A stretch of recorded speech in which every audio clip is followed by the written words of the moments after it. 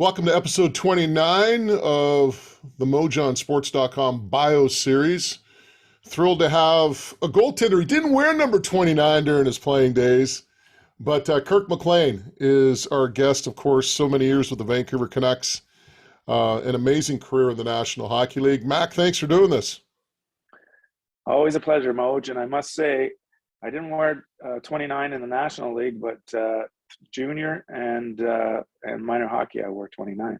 Oh, wow. And it was Ken Dryden influence, or what was it? No, at the time, it would have been Mike Palmateer. At least. No chance of being a Ken Dryden fan. I was a Toronto fan as a kid, so Montreal was definitely taboo. Yeah, talk a little bit about growing up in Willowdale. What was that like? It was fantastic. The first part of my childhood, I actually grew up in Scarborough.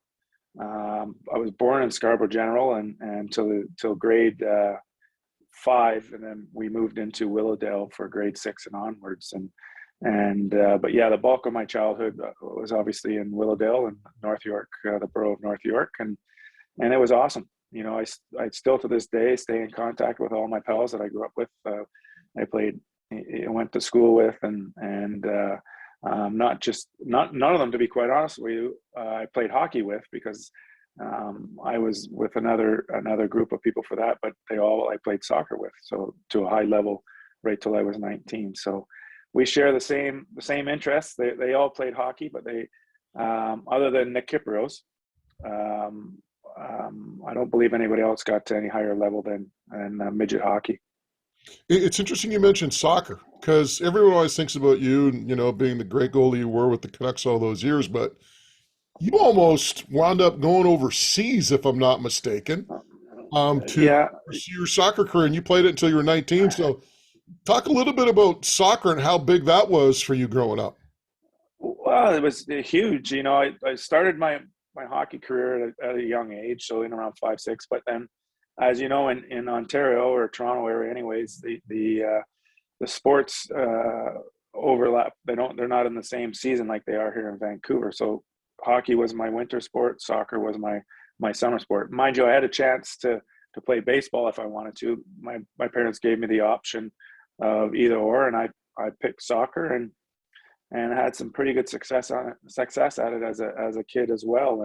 And like you mentioned, I played, even in junior hockey, in the off season, I go back and play soccer at a high level, and had to quit for obvious reasons.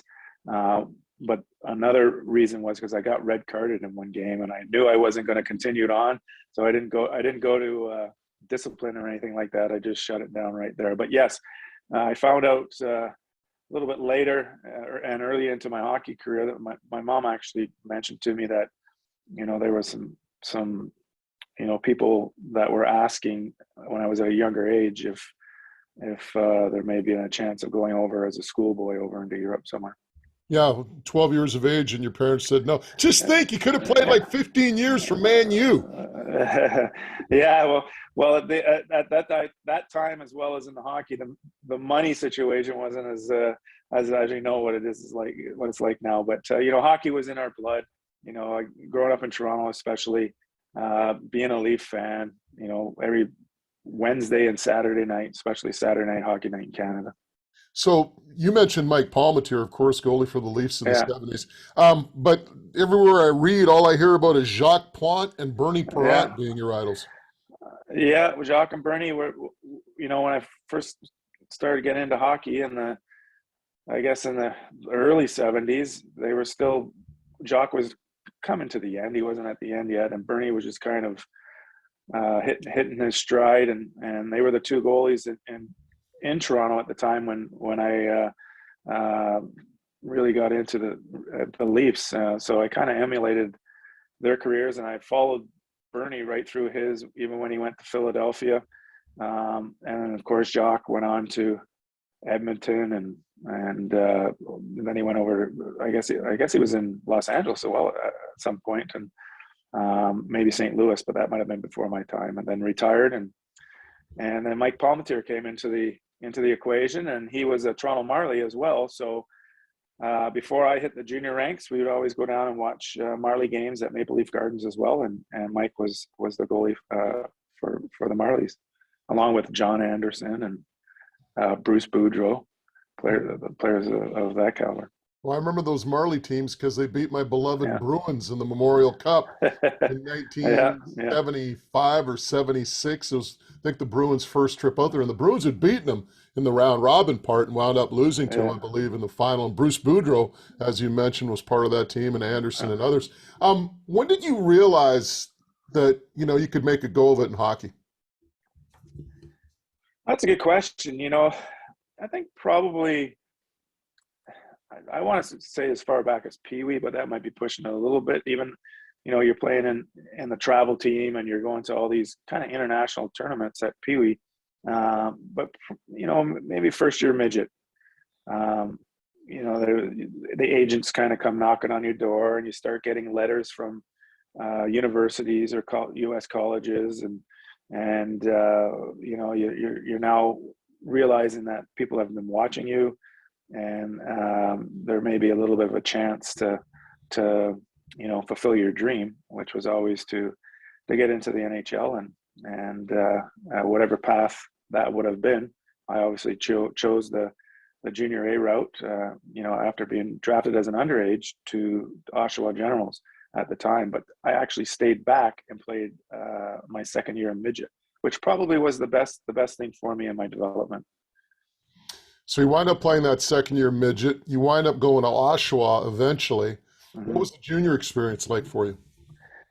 It was fantastic. I didn't play a lot my first year, and that was kind of tough because I was away from home. Even though I'm only 40 minutes from where I grew up in Toronto, Oshawa, a little bit further east down the 401.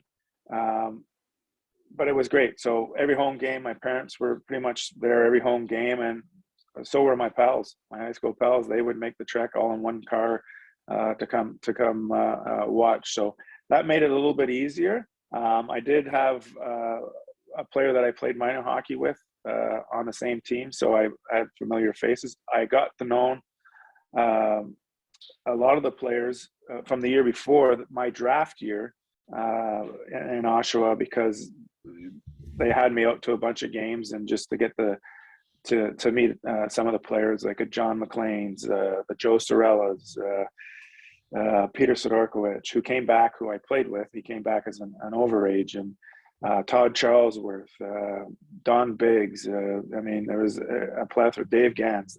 This is their year that they went to the Memorial Cup before I got there, and it was a great experience. I couldn't ask for anything better.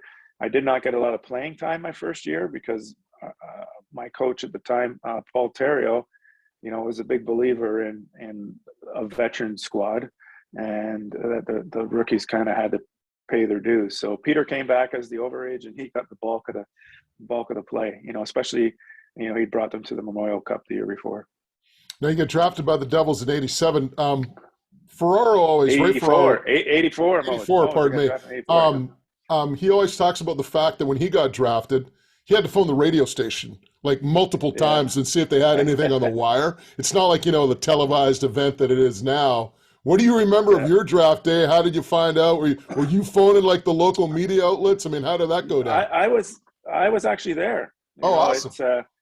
I was humming and hawing about going, but there was a lot of talk about that draft year specifically. There was a certain player that is arguably the best ever played, was going to be going overall, number one overall. He wore the upside down 99. And then, the likes of Kirk Muller as well in behind. But there was myself, Craig Billington, Chris Chireri, and a few other, goaltenders that were coming out of that draft year. And I was convinced to go. I ended up getting picked in the 6th round. So I had to sit there for 6 rounds, wondering what the heck was going on. But knowing at that time, that was probably on average when the goaltenders were going to start getting picked. And mind you, that same year, Craig Billington got picked first pick in the 2nd round for New Jersey. But unreal experience. It was in Montreal, at the Old Forum. my dad was there with me with my minor hockey coach, who was a good friend of the family as well, and it was great for them to be there with me.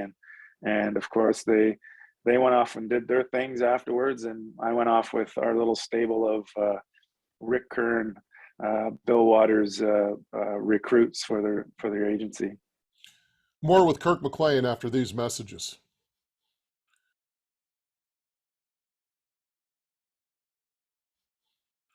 Kirk, what was the biggest or the hardest transition in terms of going from junior to pro? Well, the speed, the shots, reading the play, all that kind of jazz. I was lucky enough, like I said, with Rick Kern, so he would have ice time prior to training camps and all that kind of stuff in Toronto. So I got from I guess the year I got drafted. So for 2 years or so before I jumped, when I went to pro, summer hockey or the summer training sessions, or wasn't really summer, August, let's say 2 weeks before camp back then, I was playing against Wilf Paymont and who else were there? Lehman's would come into Gary Lehman come into town. I think Rick Vive might have been there as well. That would be our skates once or twice a week that Rick would put together. So I was playing against NHL caliber players in summer hockey. Now, eventually you wind up getting traded to Vancouver in 1987. Where were you when you got the call, and what do you remember? I'd been in New Jersey. John McLean and myself drove down a week early, skate with the guys, and I was staying at his place. And it was the first day of training camp. We were getting ready to go to the rink to do our testing and all that kind of stuff. And before we got out the door, I got a call from Bob Hoffmeyer, who I'd known from previous training camps, who at the time was the assistant coach, and he just said that Lou wants to see you.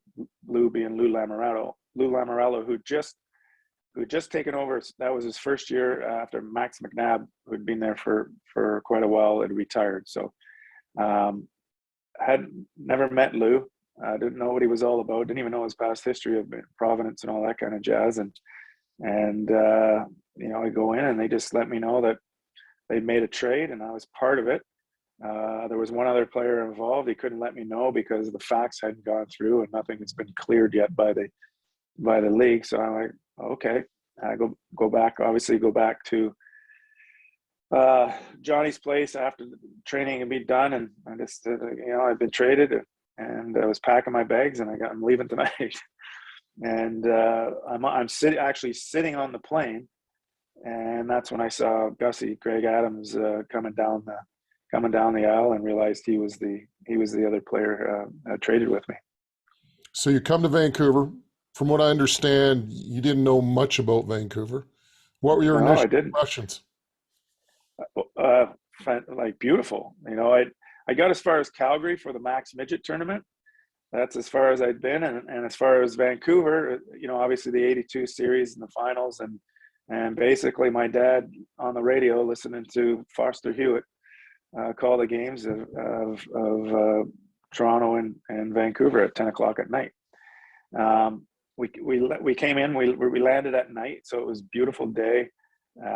Still didn't get my bearings, and head right to the old Sheraton Villa, which is now the casino there off of Willingdon. Mm-hmm. And wake up in the morning. Greg and I are roommates. We wake up in the morning, go downstairs, and on the bus we go to Duncan. And of course, the bus ride to the ferries was fantastic, and then experiencing my first ferry ride over to the island, and then experiencing the island for a week or so in training camp. It was amazing.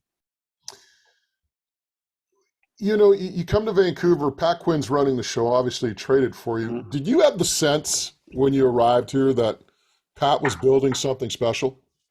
And not only am I talking, Kirk, like on the ice, but I'm just talking big picture, because the Canuck alumni are a big part of it now. You're like one of the faces of the Canuck alumni, but none of that existed. Like the Canucks were not well respected in town until Pat arrived. And when he shows Right. up, not only are they starting to turn it around on the ice, but they laid this foundation for being great community partners. Did you get a sense of all that was happening with Pat being there? 100%. I mean, you could sense the whole culture change, right?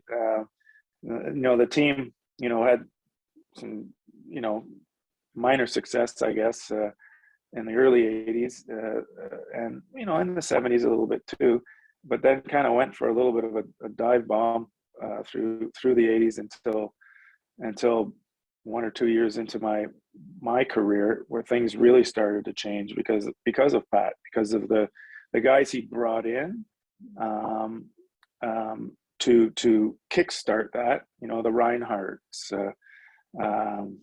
the Randy Greggs, players of that caliber and experience. And of course, you had Garth Butcher there, you had Doug Litzter there, Ryan Barry Walter. Peterson, Ryan Walter Yeah. comes in. So proven winners and experienced guys from teams that had obviously major success. So he was on the right way, and then of course, as things go on, he had to make really tough decisions on moving players out to bring other players in, and that was probably the toughest thing for me, because I just created these lifelong relationships with a few players, or most of the players, and have them having to all of a sudden be gone, was a weird feeling, to be honest with you, because that was the first time I really experienced that kind of feeling of teammates being traded away, especially guys you kind of, they took you under your wing. Garth Butchers, Doug Litzters, players of that.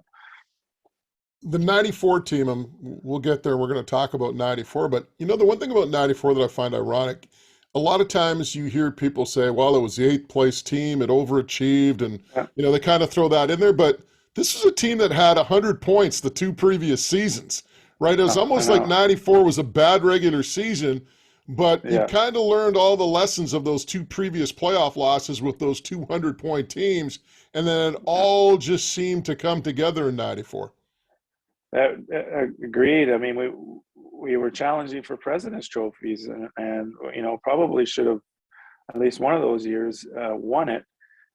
We had great teams there for a span of 5-6 years, and had awesome regular seasons, and then we would underachieve in the playoffs from myself out. There were some individual successes, but as a team, and on a personal, was unable to get over that hump. We'd get to the first round, but we just couldn't get past that second round to carry our way through for some reason. And it started to, I don't want to say it started to play with my mind anyways, and I'm sure it played with some other players on the team. And you do you self-doubt, saying, listen, can I do it, or am I good enough playoff performer? Can I take the pressure? All that kind of stuff. And thank God, and thanks to Pat and management and coaching staff, that he stuck with the core guys that he brought to the team, and believed in us, and eventually it paid off somewhat. We obviously win the ultimate goal, but came damn close. Yeah, we'll get to that in a second, the disappointment of Game 7. But the really interesting thing about playoff runs, usually you can look at teams and there's something that happens early in the playoffs that kind of galvanizes the group and brings them together and just really gives them that belief. A lot of people forget that you were down 3-1 against Calgary. Not only did you come back and win the series, but you came back and beat them in overtime in each of those games. 3 games in a row you win in overtime. Again, I imagine that galvanizes the group, but as a goaltender, for you personally, the confidence level of going into OT, knowing that if you lose, your season's over, and you wind up winning 3 games in a row, I imagine for you personally, that had to be like a huge confidence boost. 100%. We go into Calgary, we win the first game. I got a shutout actually in the first game, if I can remember correctly, and then we go down 3-1 and then pick our way back. we knew we could play with them, obviously, but Calgary was one of the favorites that year to win, if not the favorite to win. We were used to playing against them because we played them 6,000 times a year, including exhibition and what have you. So we knew all their tendencies. It's just it's hard to explain. We really did believe in ourselves, and all the cliches came out. Shift by shift, minute by minute, game by game, period by period, whatever you want to do. And that's the approach that we took. We said, if we have to win it in 90 minutes, we're going to win it in 90 minutes. And we had a big, strong, fast, aggressive team. We could do it all. We could check, we could defend, we could score. We had plenty of scoring. We were tough as nails. Arguably probably one of the toughest teams in the league at that time. But I don't know what it was. I don't know if it was maybe some of the humor that the jokes that were told before we went out on the ice to keep us loose. But the pressure was obviously all on Calgary to win since they were up. And then as we picked our way back, it really started, the pressure, so you could see, started to weigh on them more than it did us. But one of those things, like I said, the momentum starts to pick up, and the confidence level gets higher and higher and higher. And then as a goaltender, the net behind you shrinks a little bit more, and the puck looks like a freaking beach ball, and everything slows down in front of you. And that was basically how it went, because when we got through Calgary, we just rolled through Dallas and rolled through Toronto. Not saying it was easy, because it wasn't. They're two damn good hockey teams, and they play their asses off against us, and we had to work for everything that we got. But we beat them both in 5 games, and then had that crazy series against New York at the end. When I mentioned 1994, what emotion comes to mind? Disappointment at the end of the day, and I know that people love, we have wonderful fans here, and they want to remember, they for some reason always gravitate to the 94 team, even though 82 was a Cinderella and awesome group of players that did what they did. And then obviously in 2011, a team that was a great team that it should have won it at the end of the day. But people seem to always want to come back to 94, and there's always that chatter that people want to talk about, how much they fell in love with that team. And can I tell you why? Can I tell you why? From my perspective, sure. I think a lot of fans, I think it's just because of the grit. I think that team, as talented as it was, had a real lunch bucket, blue collar mentality to it, right? And that team didn't take any crap from anyone. And I think that's why people really kind of gravitated towards that team and still look back fondly on it. And I'll tell you, I remember watching Game 7 at the Shark Club, and Pavel's taking the face-off against Messier with 1.2 seconds left. And I'm thinking to myself, they're going to score. They're going to score on this, because that was that playoff run. You just always had this belief that this team would find a way to get it done. And to me, that belief was there all the way right through that last faceoff. But I think that's one of the reasons why fans love that team, was just because it had a lot of skill, but at the same time, it always found a way to get it done. And a lot of that could be attributed to its blue-collar work ethic. Yeah, well, I appreciate that. And that may be the reason why. And, I know we had a group of guys that love the community as well, and we're out in the community. Not saying that the guys in the past did, because I know for sure they did, and not saying that the guys now do. I mean, it's a lot tougher for them now because of the whole social media crap that goes on. We were able to hang out with the fans, if you will. We'd go the whole playoff run. Part of our superstition was to play pool. Go play pool. Just go to the local pool hall and here in Vancouver as well. Just hang out with whoever that was there, and for a couple hours or whatever, just to play pool. And Um, I can't say enough about our fans and what they've done for me specifically, but for that team. I mean, they believed in us, we believed in them, and we still continue to this day to hold a special bond, and I love it. I appreciate it and super humbled by it, and I love talking hockey and appreciate the fact that people remember where they were, or if it was at their wedding, or if they hooky at school or hooky at work or whatever it may have been, pregnant, delivering babies of her, all this kind of stuff. It's pretty cool to listen to these stories. More with Kirk McLean after these quick messages.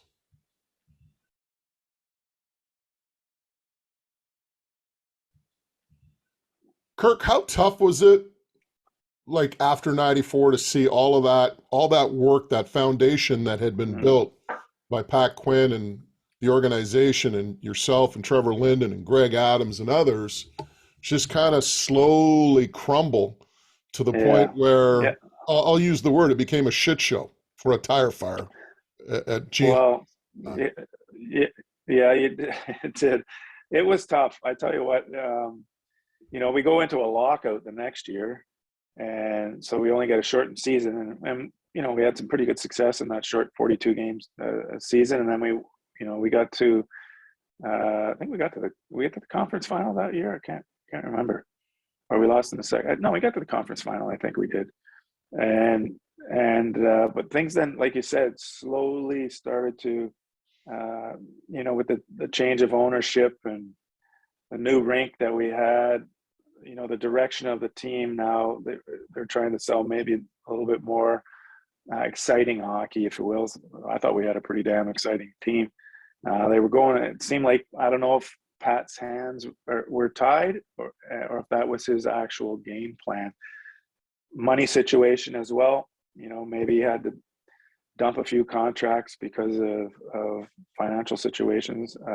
That may have been the case as well. But it was tough because I didn't think that we were given enough opportunity. That team, and specifically that team in '94, I didn't think we were given that much of an opportunity to carry it on for maybe another 2 years or 3 years. Yeah, because the next year was a strike-shortened season. Yeah, and that's when you got swept by Chicago. And I remember that series. I think 3 games were decided by a goal. That's right. Yeah, because we beat St. Louis out in the first round. That's right, and Chicago beat us out. That's right.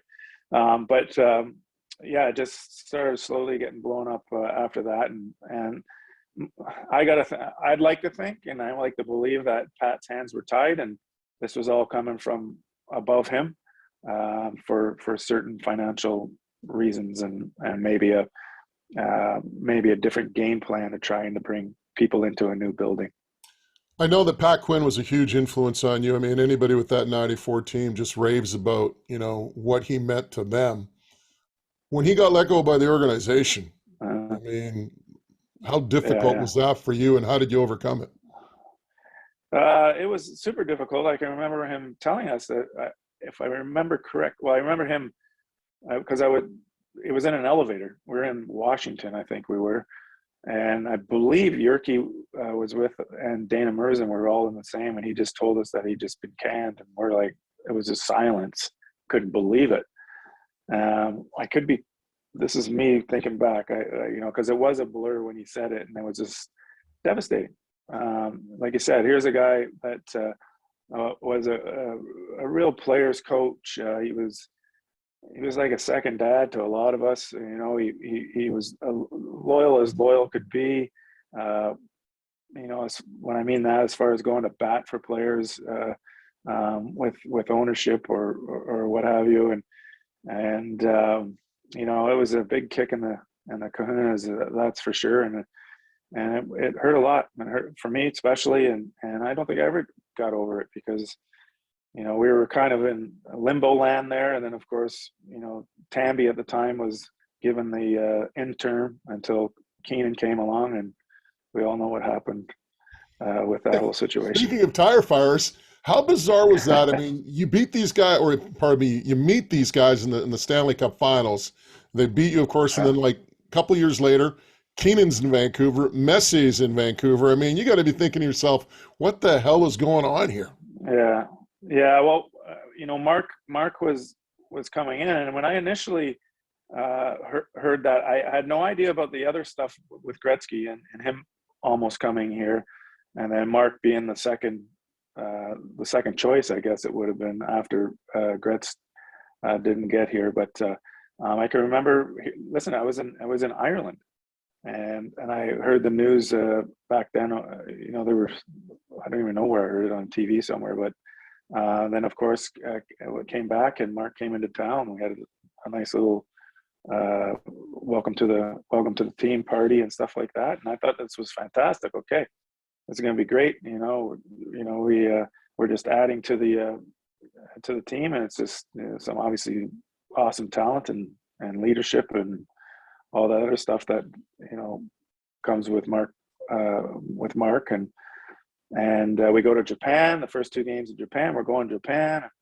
We have a little bit of success over there, and boom, boom, boom, and then Pat gets fired, and then it's just like pick away, and nobody here. I think the toughest one. We move on to other teams. When I say that, Trevor, myself, Gino, Meso, everybody, but and then Dana Merzen's still around, and he's kind of getting pissed on while he's here, and then he gets sent down to the minors, which is a huge slap in the face, and he dealt with it to like a pro, and then finally things changed there. But I tell you what, that was a kind of super bizarre time, and myself. I went with Marty Gelinas to Carolina, and I still don't think I've ever got over to this day. That was super tough to take, and the way it was done, because it was just done over a phone. There was no it was to me, I felt like a lack of respect as far as of how it should have been done. Do what you're going to do, fair enough, but at least call me into the office and do it properly, not over the phone. You wrap it up in New York as a member of the Rangers. Yeah. And you're Richter's backup for a period of time as well. I mean, yeah. You got to be thinking you're living in bizarro world.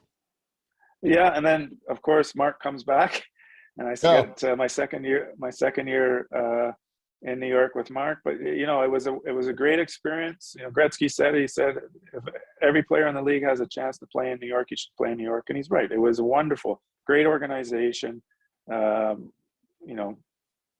Top class city, New York, the Big Apple, the surrounding areas, the suburbs, if you will, or even the states the different states that surround it, just beautiful. And you're in arguably the fashion capital, entertainment, all that kind of stuff. It was just a great 2 years, and they treated all of us second to none, first class all the way. And I enjoyed my time there. Yes, I backed up Ricky. I came to that point in my career. Did I accept it? Yes and no, if you will. Ricky and I had an awesome relationship. I actually became, I thought, pretty good friends with him, Adam Graves, and Brian Leach. Along with Eric Lacroix and Sylvain Lefebvre. That was a good group of guys, and I really got a real good appreciation of how good of player, especially Leachy was, like amazing hockey player, and how good of a goaltender Ricky was, and how much of a pro he was, and how hard he worked. And Adam Graves is just like probably the nicest guy in hockey, him and Dave Babich, and just wonderful people. So I can't say anything bad about New York, because it was top class. You retire from the National Hockey League, and then you're faced with the transition that a lot of athletes are, and that is being an athlete your entire life and identifying as an athlete to, becoming just Kirk McLean. What was that transition like? Highs and lows? I tried to gear up a little bit, especially in New York, the way it was going there, as far as, body was breaking down a little bit. And I was practicing a lot more, or taking a lot more practice shots, if you will. And if I was going to do anything, I wanted to come back to Vancouver and finish off here, whether as a backup to Kluche, and I would have totally accepted that, or whoever they wanted to mentor them, and whether it be a year or two. But I really did want to come back and finish here, and finish on my own time, and I did that. I just didn't get a chance to put the jersey on again here, but. It was one of those, you're kind of lost a little bit because you're fresh out of the routine, if you will. You're used to doing this, the schedule is there for you, bang, bang, bang. Well, regimented. Like, regimented, exactly. And you wake up in the morning, you're like, okay, what time's my tee off? Or, what am I going to do today? Do I go down to the rink and say hi to the guys, or what do I do? And, it's okay at the beginning because it's new, and then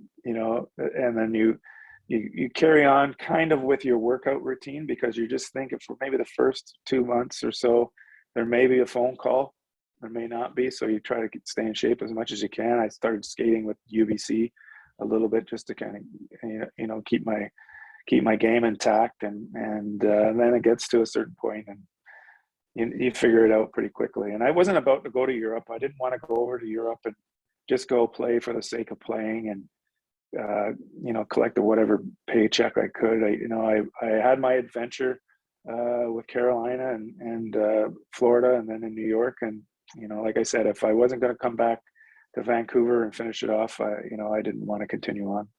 So you come back to Vancouver when it's all said and done. I know you were in the restaurant business for a while. You did a couple of other things, and then you wind up working for the Canucks as an ambassador and working with the alumni. And how rewarding and how much fun has that been? It's super rewarding and tons of fun. I got into the pay-per-view at the time there with the Canucks and the broadcasting, when that was the big rave there for a while, until they figured out that did some coaching really as well with Colorado, right? Did some 3 years of coaching with Colorado, which was amazing. A little bit up in Kamloops as a consultant earlier on. So it kept my foot in the door, and I think that was important. Super experienced in Colorado, getting back on the ice, hands-on with the goaltenders, and continuing to learn the position of goaltending, because it has evolved into a whole different monster from when I played, and it's amazing to see. So I still watch and learn and continue to want to learn. And then things fell through in Colorado, and then came back here to Vancouver and helped create, I guess, if you will, this ambassador role, and love it. It's so much fun out there in the community, the corporate world, obviously the charitable side of it, and still maybe a pinky toe in the hockey door. If it's I'm not privy to anything. I just try to keep my face there and let them know that if they want to bang something off me, I'm all ears, and I'll give my 2 cents if they want. Now, people know that you're involved with the alumni. What they don't know, some of them might not know, is that you don't play goal. You're a forward in the alumni. But you did don the gear for the 50th anniversary celebrations, and you skated out on the ice with, the 94 look, and Dennis Kearns was out there, Stan Smeal, yourself, I think Todd Bertuzzi. But I remember talking to Stan, and Stan said his biggest fear was not falling on his face, because, it's been a while since you've been on skates. I imagine for you probably had the same fear putting on all the gear and going out there that night. I tell you what, well, first of all, with our alumni as well, and I can be biased all I want, but we have the best alumni in the league by far, I think. Not just, what we do. It's what we do with the charitable side of it, but in the community and how we treat each other. It's amazing. And how they open arms to anybody that newly retires like myself. And there's no pressure. There was no pressure on me to play goal or whatever. If you want to play out, that's fine. And I've never, like you said, until that 50-year anniversary, I'd never put goalie gear on And at that time was that how many years ago? So almost 18 years, 17, 18 years. I had Dan Cloutier's skates on. I had a firefighter out of Delta who the Canuck staff, training staff found, I think on the internet. He had a replica kit of mine from the 90s or the 80s and 90s. And he, bless his heart, brought it into the rink and lent it for that night. And it was amazing. It's today's models. So I had to practice myself too. One, because I hadn't skated on goalie skates in 17, 18 years. So the night before, I'm out on the ice skating around trying to get used to goalie skate, the blade, the flatter blade, the wider blade. And, you know, the band that was out there, they're practicing their tunes for the opening ceremonies. And then I came back into the locker room, and then I put these pads on, and it took me a while to figure it out because they're not even close to what I used to do. There's only maybe 3 or 4 straps on the pads now. It's like they don't use any straps anymore, and a lot of Velcro, and there's no knee rolls and no toe hole, and it was a whole different cup of tea. And then walking out there, they're straight up and down, and I'm walking felt like my legs were 3 feet apart, and then getting on the ice trying to stride and get my balance. And I slowly did that for about 45 minutes or so the night before, just to kind of get everything ready. And I said, I'm not too confident still.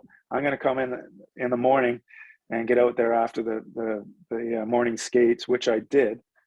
And then later on that night, I found out that Stan did the same thing. He went out there when the ice was free and to skate around to get his balance right. And then I found out with Kernsey that he actually went to Hollyburn and had to use a walker to get his confidence going before he could get out there. That's how long it'd been to get his balance and to feel comfortable. So we had a good laugh about that. And then it doesn't look like a long way from the coming out of the Zamboni to the blue line, but when you have a full house and the lights are dim, it's a long way. And I can tell you what, it's just as long coming back after the ceremonies too, because there's still people watching what's going on. But we had a blast. Steamer and I think it was me, Steamer, and I think Troy Stetcher might have been out there beside me, and he just looked over me, and he just gave it the old, he threw the F-bomb out there and said, "This is effing awesome." So it was a really cool feeling. And then of course the national anthem plays. We're out there, Steamer and I, and then we didn't want to come off. We're like, let's start the game. That would be so cool if I went into the crease and Stan took the face off, Bert went to the wing, and Kernsey on the fence. That would have been a great photo op. Obviously the league would have had to approve it, but the TV, they were already going long enough with the ceremonies that they had to get the TV going. So that would have been so cool if that would have happened. If I recall correctly, I think Stetcher gave you like a big whack on the pads. At that point, yeah. I would have been worried about falling over if I were you. Yeah, I know. Hit me in the shins and it would have done a face plant. Hey, we got you here for a couple more minutes. I truly believe this, and you've touched on it a little bit, but I don't think there's a position in any sport that has transformed itself more than goaltender in hockey. And not only in terms of equipment, but in terms of technique as well. I mean, are you just kind of amazed at what you see from today's NHL goalies? And do you kind of look back at what you guys did sometimes and go, damn, what were we doing? You're correct. You look at the old highlights and you're like, even you go way back and you're like, holy moly. I mean, the goalies that were considered good then, you're wondering how, they're awful. Or some of the goals are just awful. And then you watch some of your highlights and you're the same. I am not my biggest critique. And I hate watching myself for that reason, because I think every goal on me is awful. I think I should have had every single goal. And there's some that look really, really bad. But as you know, when you're out there and you're going through certain situations, things happen quicker. But you're right. The goaltending position and the way it has evolved and how it's changed. The stand-up style sort of, because still butterfly. The butterfly was still part of the goaltender's arsenal, but guys were more challenging for the puck. And but the game is so fast now. Everybody can skate. The players are not necessarily bigger. They look bigger out on the ice, maybe because of the equipment, but they get into the holes, they get into the shooting lanes a lot faster because of their training and their explosive power. And the goaltender is the biggest difference. I mean, the average goaltender is 6'3", Yeah. 6'4", maybe 6'3" for sure. I was considered a big goaltender back in the day, and now I'm dwarfed by these guys and what they can do. They're great athletes. They're better athletes as far as the goaltending position. I believe than most of us back in the day. The way they can move laterally and their butterfly. But having said that, the equipment's made for that now. Mm-hmm. And with the way the pads are so loose, and even the goalie skates are a lot different. There's no cowlings on the skates now; they look like a player skate. But what worries me is these goaltenders are taught this at a young age, and the amount of goaltending instruction or camps that they do as they're growing up from a young age. You're seeing too many of these goaltenders getting major surgery before they even get to junior hockey or college hockey, their hips, their knees, because of the way they're in their butterfly position all the time. And that's not good, especially for somebody that's 6'3", 6'4". I understand why they're doing that, because in the proper position, you're still covering a lot of the net, and you can cover the whole bottom part of the net with your pads and your sticks, but you're still big enough to cover the upper part. But you're starting to see a little bit of a change. I truly believe it's going to come full circle again, and you're going to probably have more of a hybrid goaltender now. Goaltenders are starting to figure it out. Well, first of all, players are starting to figure out where to shoot high all the time, even bad angle high shots, aim for the guy's head, because there's that, what do you call it? Analytics tells you to play the position this way, one knee up, one knee down, and yada yada yada. But the players are starting to figure it out now, and you can see a lot of goals going in, finding these certain holes, and they are looking more and more like bad goals, not just really good shots. All right, before we let you go, we're going to have a little fun. 11 years in Vancouver. Your backups. I've got Kay it. Whitmore. Hold on, Kay Whitmore's the easy one. Over under at 9.5. Would you say over or under? Over.